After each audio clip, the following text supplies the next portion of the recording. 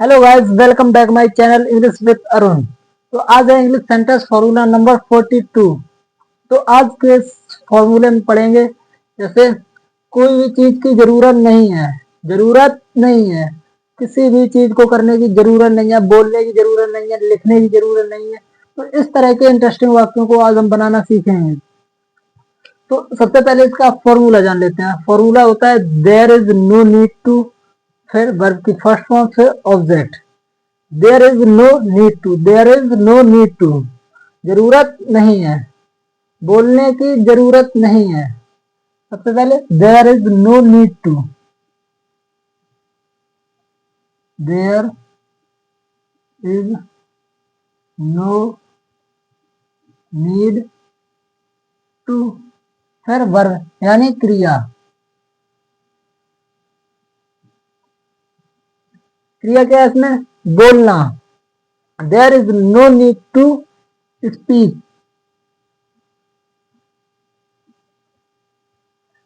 बोलने की जरूरत नहीं है। There is no need to speak, there is no need to speak, फिर अब पढ़ने की जरूरत नहीं है। There is no need to, फिर अब वर्ब यानी क्रिया। क्रिया क्या है इसमें? पढ़ना, रीड। पढ़ने की जरूरत नहीं है। There is no need to read, फिर लिखने की जरूरत नहीं है। There is no need to, फिर क्या है इसमें? वर्ब लिखना, राइट।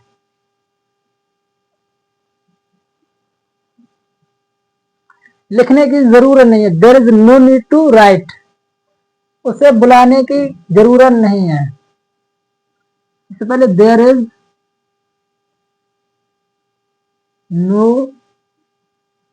नीड टू, फिर वर्ब। वर्ब क्या है? बुलाना, कॉल हिम, उसे। उसे बुलाने की जरूरत नहीं है। There is no need to call him, गाली देने की जरूरत नहीं है।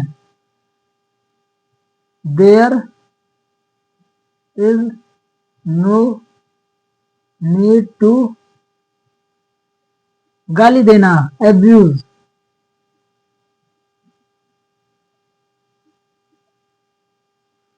गाली देने की जरूरत नहीं है। There is no need to abuse, फिर रोने की जरूरत नहीं है। There is no need to, फिर वर्ब। वर्ब क्या है इसमें? रोना, वीप।